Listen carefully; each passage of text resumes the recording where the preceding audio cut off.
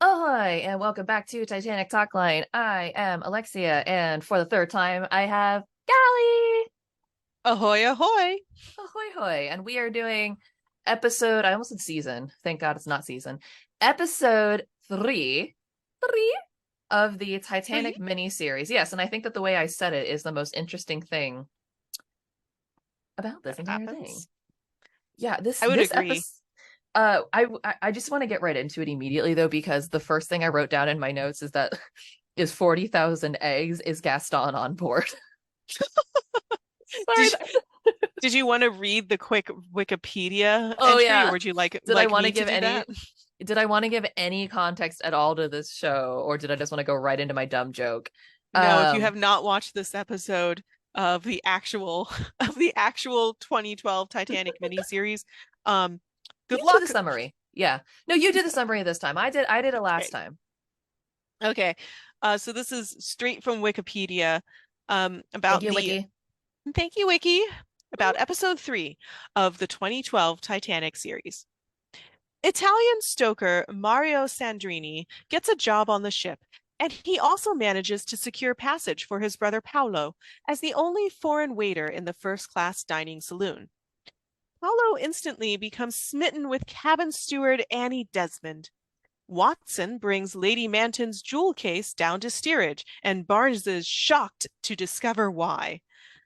Meanwhile, Paolo startles Annie with an impulsive gesture. Mary finally lets her guard down with Peter, enraging her husband Jim. But their argument is interrupted when the iceberg strikes, and fear builds in steerage as passengers find themselves behind locked gates. Peter helps Mary and her children escape, and after Mario is dragged away by the two seamen, passengers from steerage manage to get up on deck, Jim and Peter in their midst. When up on deck, the Earl of Manton helps Mary and the children into a lifeboat, but, in the scramble for safety, Mary's terrified daughter Teresa bolts back inside the sinking ship, followed by her father. Mario and the other Italians from Gatti's restaurant have been locked in a storage cupboard, and, after Paolo sees Annie safely to a lifeboat, he goes in search of his brother. Paolo struggles to open the locked cupboard as the water quickly rises around him. I kind of found that summary unintentionally funny. It every summary for this, I think this is again a symptom of that thing I keep talking about, was like you cram so much into it that when you're trying to describe it all, it just sounds like a story told by a 6-year-old. And then, and then, and then, and then we're eventually just like, sorry, what are you talking about? I did particularly like the line about Watson brings Lady Manton's jewel case down to steerage, and Barnes is shocked to discover why, because it sounds like a clickbait article. It Like, does. It sounds like a weird TikTok we're about to hear, like a fake podcast be like, and we got to talk about this girl going down there, right, mate? So this girl, she's going down there, no reason, and he's got to figure it out with this yeah, mystery. And you're just yeah. like, what are you talking about? And in the jewel case was actually a penis. Like, Bum, bum, what? bum. Yeah, it's just there's so much that Princess also Get into thinks there's a lot happening. it. Yeah. Um, I I wrote down, in addition to my 40,000 eggs is Gaston on board comment. This is where we see, I wrote down so few notes for this show because it was this episode because it was so goddamn boring. Um, I wrote down just all the women suck, because this every single woman in this show, I don't remember exactly what prompted me to write that down, but something someone does pretty early on in the episode has led me to be like, every single woman in the show is awful. Okay. So I wrote a few more notes before that note, but I did Okay, write a okay, really okay. similar note. So so this episode is where we start with a year before in 1911, where Yes. Churchill shows up, like Oh my Winston God, I Churchill. completely forgot about that because I did not write anything about that. Jesus. You're Yeah, right. and this is where we get a little bit of the backstory on Peter, who we alluded to what we directly said last episode. It's supposed to be Peter Lubov. Um, Yes. and this is where we actually figure that out, because Churchill is like looking into uh the I forget what he was the butcher of, but The Peter the Painter. Yeah, Peter the painter, but they say he's like the butcher of something something as Oh well. gosh, I don't remember. You're right. And that's where they're like, oh, we need to find this. And this is also where we meet a completely unimportant detective character who also gets onto the Titanic to Oh yeah. search for Peter the painter. Why? I also will say that this goes back to the whole when you have this many characters, I lose track of what I cannot literally keep track of 17 small secondary characters. That's too many plot lines to follow. Yeah, also, this was a completely unnecessary plot line. That's true. Is making it even worse. But yeah, I have absolutely no idea what part of the scene I was watching either. Nope. But I did write a note that said everyone who isn't miserable gets immediate love interests. Oh God, it's true though. I wrote down a line for episode 4, and instead of writing the line down 79 times, which is what I wanted to do, I just wrote a giant box around it, which is lots of declarations of love. So this is the episode where a lot of those are set up. Hmm. A lot of the the declarations that happen are set up in this one. Yeah, this is where so many people get to meet their 24-hour fiance. The And 24-hour fiance is a great. I love that. it's what they are. No, it's Um, true. It just makes everything so much more into perspective. Again, it's like when you actually break it down and realize that Romeo and Juliet was one of those many things where it's like it took place over the course of what, 3 days. yeah, And Titanic, the movie, and this show also are supposed to take place basically over the course of, the 5 day voyage. It's no time at all. it really isn't. Um, and speaking of it being like no time at all, we do get Paolo and Annie, that our two servant romance story. Um, Yes, that was they loud. they meet each other, and I don't remember what the full context was here, but Annie says, "I won't have gone far, not on a ship." And Which is a I just very want to think obvious about how statement. big it is. Yeah, but I want to Well, think about how big the Titanic is. And like she probably could have at least disappeared a little bit. I will say it reminds me of the line from Cameron's Titanic when Lovejoy tells Cal, none of the servants have seen her, and Billy Zane goes, it's absurd. It's a ship. There's only so many places she could be. That exact same energy with that Yeah, line. yeah. But I mean, I could be in a small office building and not see somebody for days. That's true. But again, I think one more silly, not a silly point necessarily, but sort of one more point to that notion is that there were a lot of class barriers in place at that time. Yep, And I, true. I mean, I say that almost like it's a joke, but I literally mean it. We see it a couple of times. I think it's this episode where Annie's trying to just get through a crew passage, and an officer tells her no, Yeah. because that Yeah. passage is off limits for some reason. But there was a lot of that style of thing where it's sort of, there was, we talked about it before. There was not a lot of mixing of the classes. There was a lot of these social barriers in places. So I think that when she says that, I think she's also not just referring to the Titanic being really big, but also like, where would she, as a maid, be allowed to go? That's fair. There's a lot of That is areas where very she fair. just wouldn't be allowed. I Excuse mean, me. that hasn't stopped any of the characters in this Oh my God, it stops show. nobody, but theoretically it should. Yeah. It hasn't. Everyone is just able to go where they need to go at any time that it needs to be. Also, I wrote Lorath as a troublemaker. Oh, yes, yes, yes, yes, yes. Um, Ralph Ineson is the actor who I'm plays never him gonna because remember that. yeah, but Lorath is for those of you who did not play Diablo, Oh, Lorath I'm sorry, is I'm the sorry, I'm character's sorry. name. It's Sid. Yeah, there you go. I'm not Um, helping. I mean, Lorath is a troublemaker in Diablo, but that's a different podcast. It is a different podcast. Anyway, I'm sorry. My jokes are not good enough for that interruption. I I wrote a note about how ooh the servants are flirting Dude, the when we servants are see Paolo flirting. and Annie. Yeah. And I mean, again, talking about a little bit being anachronistic. I Hmm. really would like to know how present this was in 1912 because I know in cruise ships now, oh yeah, anybody who's working on a cruise ship is going to be highly fraternizing with other people working on the cruise ship or not I working on the cruise ship. I don't know. Because here's the thing, like people have been like slipping away and hooking up and all these things and flirting and doing this since people figured out how to do all of those things. So I feel as though it was probably as common as people allowed it to be. Like where, and I don't know. Because I just don't know that much about sort of working class attitudes towards interpersonal fraternizing, if that makes sense. Jesus, Princess.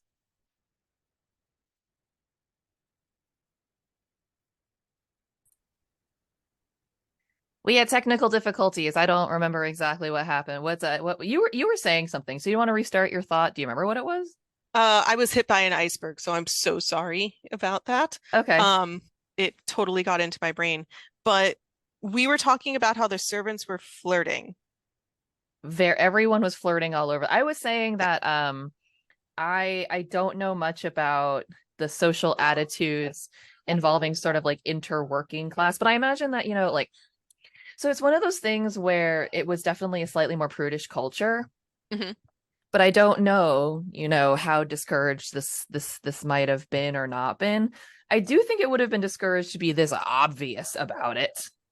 Yeah, I feel like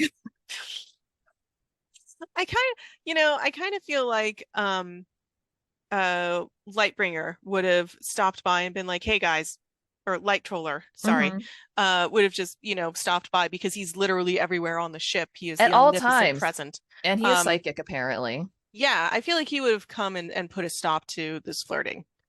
Yeah, because they're on the clock. But, and again, like yeah, last week, when I brought up, they were just promenading on the first class deck, like out in the open, not even trying to be coy. Him in his uniform, her in her uniform with her hair covering her ears.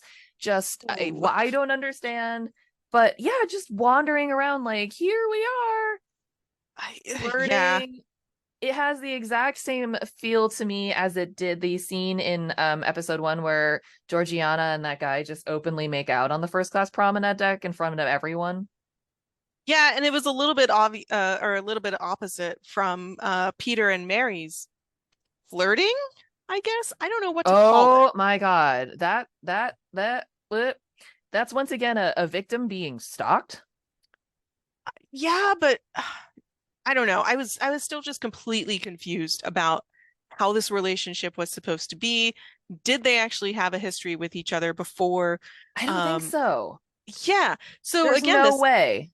so it makes it even more perplexing as to why Mary reacted the way that she did when Peter found her kid who had run off. I don't know. The whole interaction was weird. Like I said, she either based on her reaction alone, not on anyone's notes, based on her reaction, she either knows who he is, like happens to somehow know he's a serial killer, or is just absolutely scared of him for whatever reason. Yeah. And it's not immediately ascertainable, but um two overly dramatic things that I wrote down happen in this episode. The first is something we can circle back to because it's not as interesting. Hmm. It involves the maid. And the second one is this, where Mary and Peter meet up on the deck and have a very weird, tense conversation and then just start making out. Right? I think I saw that because this was after their Sunday service, right? Yes, this is supposed to Yeah. be later on that day, I'm pretty sure. Yeah, because I think that this is when we see them at the Sunday service, and we actually get to hear what Peter said Oh, yeah, to her. that's right. Um, but then after, yeah, when they're just kind of out in the open, for lack of a better word, going at it, I did write down that this is the doomed romance episode. It is the doomed romance episode. This is all the terrible things. I wrote down this is the That's what this least entire chemical miniseries is. it is the entire miniseries. I wrote down this is the least chemical relationship. Like there is zero chemistry at all here. The chemistry is all fear. There's Yeah, fear is the chemistry here. yeah. And fear is the mind killer. But apparently it is the heart engorger as well. So good to know. It's just super wild. So, because again, they basically have another argument. They make out for a little bit, and then her husband shows up, punches Peter, who walks away, and then Mary just gaslights the shit out of Jim, where she's like, "You put us in steerage. What did you expect? Right? It was What the such hell are a you talking about, ma'am?" strange logic jump. Like, Right. well, you are the one who by no fault of your own could not Right. get us the tickets that I wanted on this ship. So it's also your fault that I am going to go make out with the with the next These serial killer I see. the these tickets that I didn't even know were an option for us to have. Yeah. Like Also, she says it as though this has been a long standing argument they're having. I'm sorry, you were saying also. no, I was going to say, I'm sure like being in that tiny cramped room with five children Oh God. is probably not helping. I can't like that just seems awful. Also, that child is dumb. Oh my God. So all of their kids are dumb. I And the don't know fact that one anything of their, about the other ones, but one of them in particular is a standout moron. yeah, I think that was Teresa. Yeah, Teresa. Teresa is a standout moron. Yeah, because that's when that you're talking about the kid who the Earl of Manton tries to put into a lifeboat, but Who then then one of the squirms kids is like, away. "No, my father. I must be with my father." Yeah. Yep. I am talking exactly about her. That kid is dumb. This But was oh, go yeah, on. I was just gonna say, but yeah, that kid is annoying and dumb, and her mom is a gaslighter. Yeah. And this was also the episode where we see so many people sneaking into different classes. This was the episode where class ceased to be a problem. You know, It just they solved it for this one. when you think about it, um just judging the activities that take place in the 5 days leading up to the iceberg on this Right. ship, it was wild. The plot lines that might have happened if the iceberg didn't hit. Like, if people were already sneaking into all of these different classes, if we already have this doomed romance between Peter and Mary, Yep. what would have happened 5 more days later? Like, the How entire many ship would have been lit on fire. yeah, how many people would have gotten engaged? How many people would have broken up? How many people would have just I don't know, given Yeah. up? Because everyone's meeting people. This is turning into a singles cruise vibe deals. Oh, yeah, this is an orgy at sea that we are maybe starting to watch. It's getting very dramatic and they're very fast. Hmm. But the last thing I wrote down was about actual historical people. The series portrays the Allison family. And the Allison family has one of the only first class child that did not survive the sinking. And Did so this Teresa was kick her in the head or something? What? no, what happened was the Allisons were traveling. It's mother, father, their daughter, and the infant son and the nanny. And when the rescue orders, when they were coming up on deck, I guess the nanny got really scared, was holding the baby, and just took off for a lifeboat and immediately got on board and got out. But she didn't, Oh, yes, okay. but she didn't tell the Allisons she had done that. So they were wandering around looking for their kids. So you see this woman towards the end, she's holding a little girl, and she says to Mary as they're going by that they're looking for their son. And then she follows her husband. Those are those are supposed to represent the real life Allisons. They died along with their daughter The son and the nanny survived, but they died looking for their son. That's what this was about. So I was Yes. I was so confused by that, and I think I made a note as well that yeah, this was like a weird horror story moment when we just Yeah. walk in and see her like, "Where's my child?" Like, what? It Wow, does that not did not make come it across. it does not make any sense if you do not know who the Allisons are. And that's a weird thing because as you're saying, the vibes are a little bananas on that. Yeah, like I know that I know that a lot of people say that time moved a little more slowly in the past because we didn't have the internet or social media or anything like that. Nothing to But distract you like that. yeah, but if this miniseries is any indication, I would argue that time actually moved much, much faster with just the way that people's relationships Explode. developed. Yeah. Okay. So It's just so I I'm still hung up on the fact that you brought up that it looks like a horror movie because it kind of does in the way that they introduce them because it's very odd. And again, it's as I pointed out, you have to know who the Allisons are for that to make any sense to you whatsoever. Otherwise, it's just like, who are these people? yeah, it made no sense to me. I was just like, well, I guess that this is just kind of a weird thing that happened. I did know the later on we'll talk about Guggenheim and him Yes. staying on board. But I also thought that that was very strange because I didn't feel like there was enough of a like there's several characters here that I felt were either Easter eggs or just kind of made up because it felt kind of 50-50. Um Yeah. yeah, and the Allison family is one of the ones where I was like, I don't know if this is a real reference to something. They are, but because they're so out of place, it's just kind of like, meh, It, you know what also really bothered me about this? the whole show. Um, yeah, so you were talking about the maid, like Yes, going back I to that. was gee, I knew I had a pin in something. Yeah, that was the pin, It was. and the jewelry box. And I was Ugh. so frustrated with Lady Manton's, really just the Manton servant scenes that I also felt were both not needed and just kind of like annoying how panicky Yes. this maid was constantly. Her entire attitude was she's the Marauder's map come to life. I solemnly swear that I am up to no good. Everything about her is just like, what are you up to, lady? Yeah, What are you what?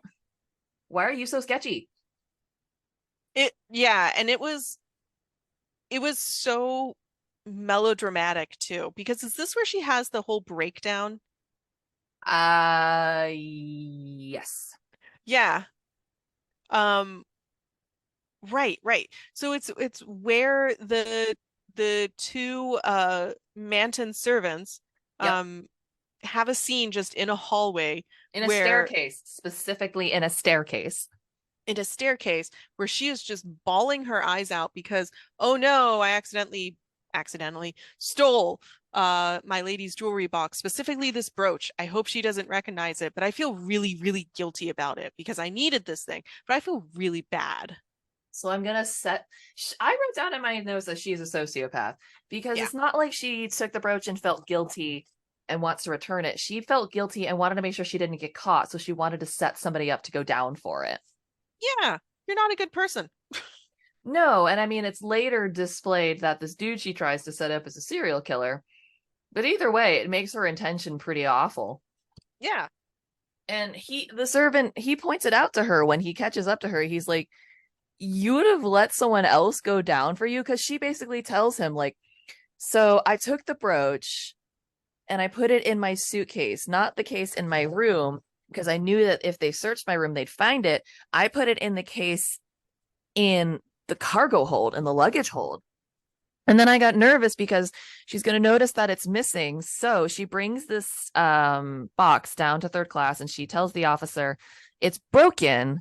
And I figured there might be a locksmith down with all these poor bitches.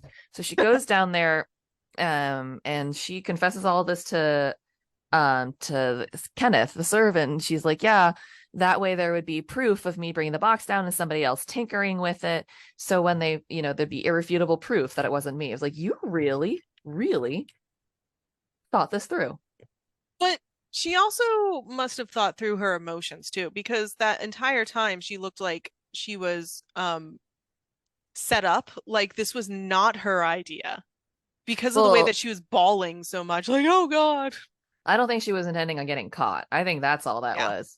Because she was like, "Why'd you follow me?" She was initially mad that he followed her. Then I think she just got upset and started crying because her plan fell apart and just kind of like, shit. But then he Um, offers to help her anyway. He's like, "Well, we'll get the brooch out of your suitcase and we'll just make it right." oh, and I was like, okay, I guess go ahead and help her. Um, it won't matter anyway in just a few hours. Or No, where are we at the minute mark? Maybe about 15 more minutes before the iceberg hits. I have no idea. But we also figured out that they were an insanely weird couple in episode one, where she lost her absolute mind over a book, and he was like, "I'll mend it for you," and it was very obvious. There was like, you two are weird and have a strange bond. Yeah, again, more doomed romances. Yeah, but this one seems completely unreciprocated. He seems interested in her, and she seems interested in schemes. Isn't it just that way, man? You're interested in her and she's just interested in schemes. Just interested in schemes. Women don't want men. They They want just want schemes. schemes. Yeah. Well, that's what this fucking maid wants. She's just scheming and scheming, and they try to do that thing again where they made fucking Batley. They were like, "Oh, she wanted to be a mother," and this one, it's like, "Oh, she's got a sick dad." Reasons and stuff and reasons. I did write a note wondering why she was crying so much, though. She's crying way too much. She's just bawling. Oh, she could have flooded the ship with all those tears. It's secretly her fault. Um, I also made a note that every woman is just so easily gobsmacked, like by a man. Like they absolutely cannot believe that a man would take a moment to give them any attention. And they take that attention and they're like, oh my God, I'm like so smitten with you. Unless you're my husband, in which case, please kindly fuck off. Are you talking about Manton or Batley specifically? Because that applies to both. I was talking about both. Like, I think I just made this as like a general note. I mean, yeah. And I was talking about Mary too. Mary. Yes, Mary. Yeah, because she was also like, I mean, she's still like super weird with Peter, but when he was Yes. showing her attention, she was like, "Oh my God, I'm just raptured by whatever you have to say to me." But then as soon as her husband Jim comes up, she's like, "Nope, I don't want any of that attention.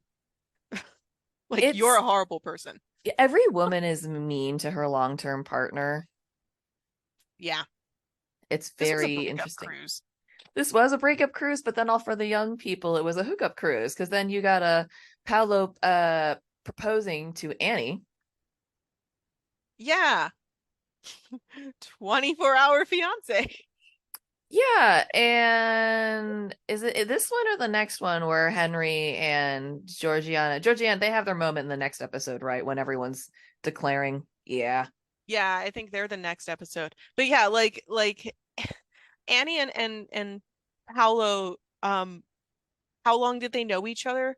Like in the show, it seems like they only knew each other for less than 5 days. Yeah, 3 or 4 days. Yeah. And he's just like, I must marry you.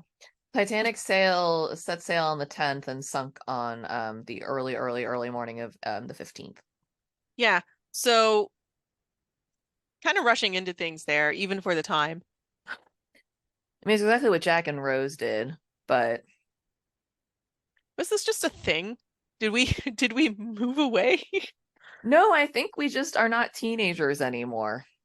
Mm, I'm I think thankful that's for what it that. is. I'm also thankful for that, but I'm kind of like, I was on a cruise recently. There were some teenagers and pre-teenagers on that cruise. Yeah, how many people did you very quickly fall in love with and then very quickly fall out of love with while you were on that cruise and Well, potentially get engaged to? I went on the cruise with someone I was in love with and I left with that same person. So that did not happen to me. Oh, But I do know that cruises are a good place for people to meet, but also there's also a lot of like kids and teens in that area, in that age range, and I can totally see where it's gonna be like, you're gonna be my cruise boyfriend. Oh my God, yeah. And it's very intense for those like 5 days that you're together. Because you got nothing else to do but spend all that time together. Don't worry, if we hit an iceberg, I'll let you stay on my door, Assuming we can find it in the chaos. assuming we can find it in the chaos. Otherwise, I'm just Oh, gonna take what I can get, and you're kind of like on your own. Like I hope that's yeah. okay. Like I hope Well, it's all right. speaking of the chaos, so last episode you mentioned that unless I'm losing my mind, but I think it was last episode where you mentioned the whole you're the one who put us in steerage. What did you expect? Yeah, that was where that line came from. Yeah. So it's pretty much right after Barry says that to Jim. Again, trying to make her cheating on him his fault. Fault. Um, that's when the iceberg hits. So about 33 minutes in, we get our iceberg hitting. Oh yeah.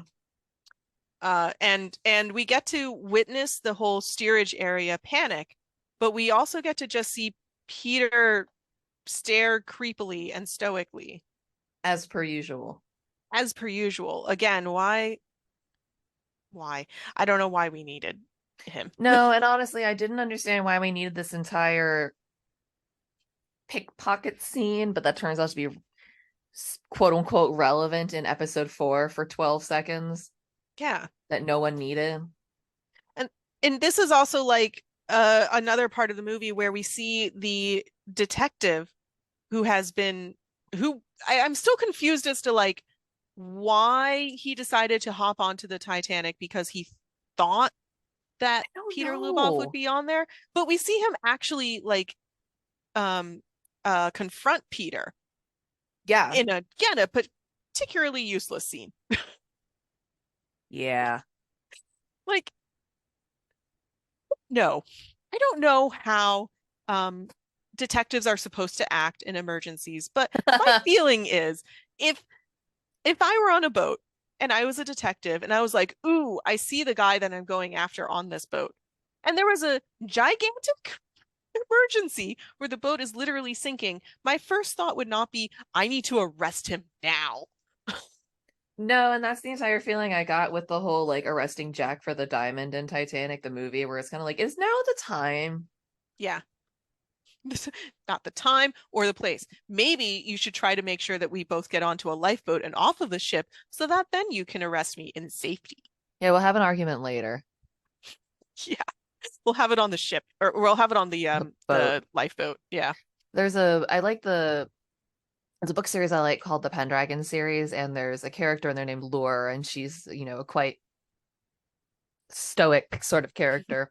But there's a moment where, she makes a mention like, yeah, she's my sister. And but they're in the middle of a chaotic moment, and the main character is like, you never told me this was your sister, and she just looks at him and goes, would you like to have this discussion now? Very fair. Yeah, and then they just move along. But it's that kind of thing where it's like sometimes you just need to be like, really? Now? Now is when you now. Yeah. Like we can do this right now, but I don't think it's what you want. Yeah. Also, what I don't think people wanted, locking all of the Italians in a room so that they could just drown. That that was So another thing where I'm just like, I'm sure that this is for some reason the thought process of these are not human beings, these are subhumans. So let's somehow prevent them from escaping. But it was just such a strange thing to do. Was that real? no, there is no proof that. So there were barriers in the same way that if you go on a cruise ship today, there are some barriers where there's crew only areas.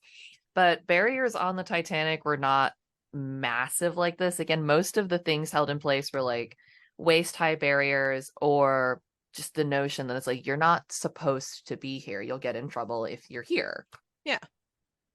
So no, they didn't have like a couple of randomly racist dudes cramming everyone into a room. Yeah, just lock them in a closet and let them drown was just such a strange concept. Again, when everyone is trying to like the ship is sinking. If they're Yep. going to die, you don't have to help with that.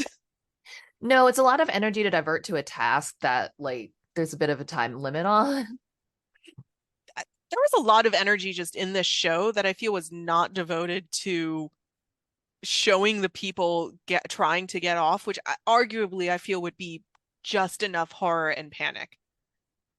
And not only that, but like this is the third episode in this show, and not a whole lot happens during it. It's a very dry episode in terms of plot, which is interesting because we were just saying you almost feel like this could go out longer. But Yeah. this just shows you how much space is squandered in what they already have going on. Yeah, absolutely.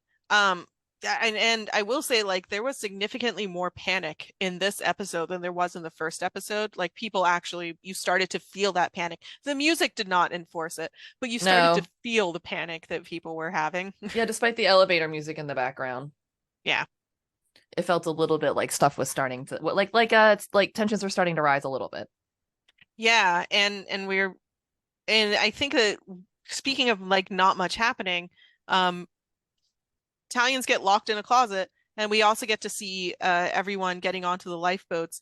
And I wrote a note, and I cannot remember why I wrote this note, but apparently Jim uh, doesn't like trust any man to help, I guess, with loading the Yeah, boat. seriously, dude, he is all over anyone that extends a hand in his family's direction.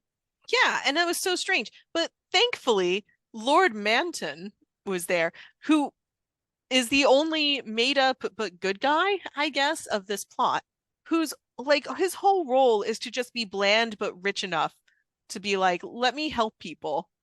I actually want to help people, unlike my incredibly miserable wife, who I'm going to toss on the boat, and then we still have that cliffhanger of, ooh, is she actually going to what's happening when she's on the lifeboat there? Right. It's boring and stupid. It was. And this is also where we see Annie get onto the lifeboat and say goodbye to her 24-hour Italian fiance. She says she's gonna kiss him in New York. She says that. But She haven't says we that. all said that to our 24-hour Italian fiance? Yeah, that's my closing line. That's mine as well. That's how I say goodbye. Me too.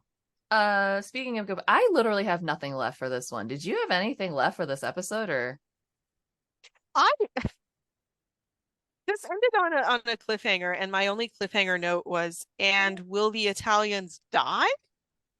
I guess we'll find out next episode because that's how it just kind of ends. yeah, it ends with maybe the Italians die.